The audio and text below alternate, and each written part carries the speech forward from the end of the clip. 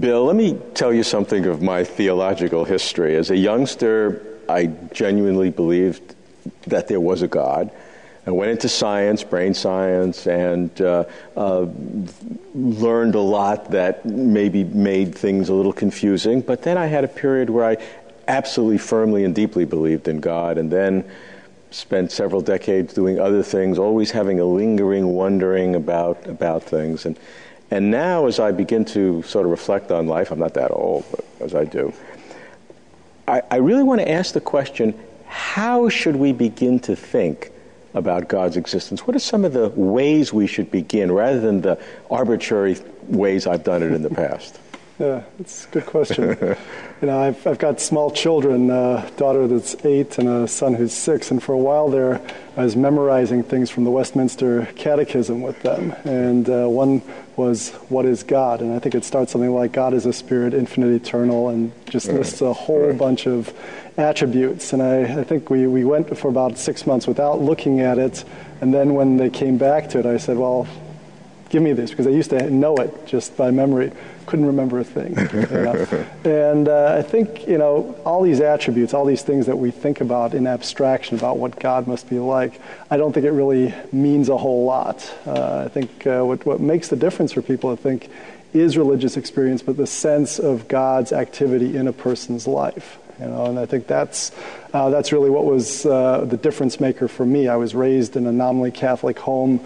I had always a sense that there was some sort of divine presence in the world, but in my late teenage years, I actually turned against that, this conception of God. I thought, I still believed that there was a God, but this God seemed very distant, and I thought, how could this God, who's supposed to be so perfect, understand the human condition, deal with, in a sense, the problem of evil was looming there. Mm-hmm. And it was finally, in the sense, actually it was, for me, the solution ended up being the Christian solution, that God had become a human in Jesus Christ and then knew the human condition. And that was the important thing for me, that God could know what we're going through and know it not just by description, as it were, standing outside and looking at things, these people, they're really messing up their lives, but having been part of it himself. And so that was the difference maker for me. My frustration is, and I hear a lot of people say that, and that's a common experience, that you have to experience it yourself. Mm-hmm.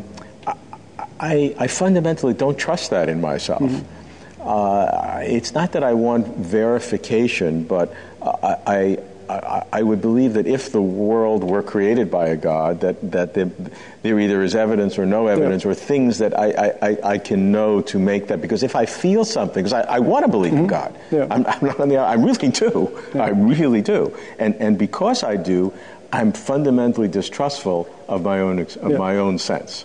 Well, I think that's good, but I think you also have to start with where you are. And I think in my case, there were some fundamental questions that I was asking, and I felt that God had answered them. Now, you have to move on from there. I mean, because I think you're right. You have to check it out, because all sorts of people have religious experience. Right. Mass murderers have religious experiences. Right. So there's a lot of brain science that shows that you can stimulate the temporal lobe, or you can recreate that. There's a lot of arguments. So I'm looking for some independence. Yeah. So I think even though I think that was the start for me, religious experience, and not some argument for the existence of God, I think as things progressed, though, for me, I did need some sort of intellectual ballasts to keep me in place. And I think things more in the natural theology tradition, seeing God's handiwork in the world, trying to see that there was a wisdom, a purpose behind things, and this my whole work in intelligent design that eventually tied into that. I think that was important. I think we try to make sense out of the world. And did my Christian faith, as I started exploring it and reflecting on it, did it make sense out of the world? Were things coming into place? Was there a coherence, a consonance, or were things all getting kind of jumbled up, and was I not able to really account for the sorts of things I was experiencing? So let's talk about that, the making sense out of the world in terms of whether or not God exists. You have the personal feeling, and I respect that. I don't have that in the same way. I might want that, and as I said, and if I had it, I distrust it. So I don't even know if I want it. but I really want to go further. And so from your work in intelligent design, what can you say in terms of the overview in tracing the history? I know you've talked about signs, for example, that is certainly in the Bible and maybe in the world too. Do you see the God that you believe in as implanting signs in the world? Yeah.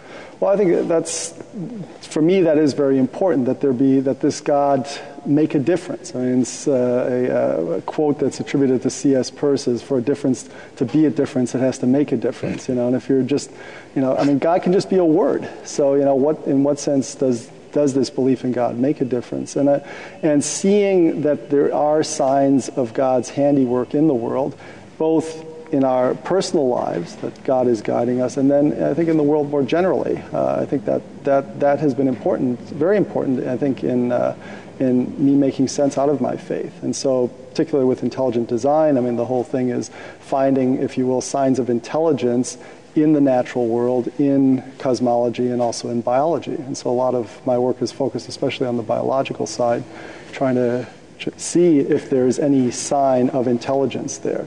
You've also given a historical view and placed your work in intelligent design in recent date in a historical context, looking at the conceptions of the world in pre-modern times, pre-scientific times, which most people would tend to disparage. You find some things in there that might be a closer sense of reality, when the world was maybe had less of a scientific approach that some would say. Well, I think there was a sense that the world was fundamentally open to divine activity, and that God could make himself known to his creatures and to humans in particular. And I think that you really lost that. I think often Darwin is made the bogeyman, but I think there's a sense in which, with the rise of modern science, there was a mechanistic worldview that took place. It was very much the world was a clockwork, and perfect clocks are those which don't need to be reset. They're ones where the whole mechanism can just do its own thing. So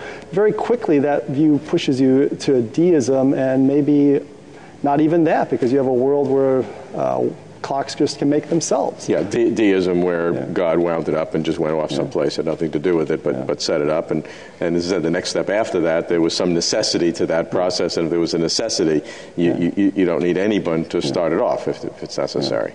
But the sorts of design arguments that emerged during that time then also looked, to, as it were, the technology of the day, to clocks.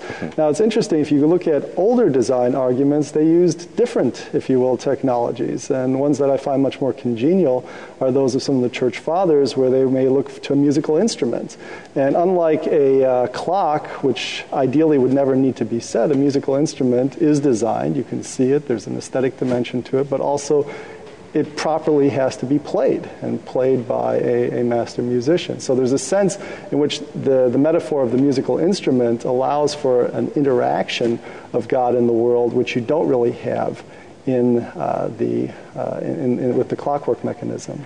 Yeah, and I think what would follow from that is the argument that if you have to have God intervening, or in your beautiful metaphor, playing the instrument sounds nice, but some would say, well, are you making God a tinkerer? That God couldn't get it right the first time, so he's got to keep kind of working it. Yeah, but the tinkering doesn't really apply to music. You don't think of Arthur Rubinstein tinkering at the keyboard, right? Or Jascha Heifetz tinkering at the violin. So it seems that there's an appropriateness, if that's what the world is like, and this God that he could interact in a way aesthetically with the world in a way that doesn't violate its integrity. It seems to me that's really what these older pre-modern notions, if you will, get at. So, it's a very rich subject, this, how do we make sense out of God? And it seems that people find many different ways at it.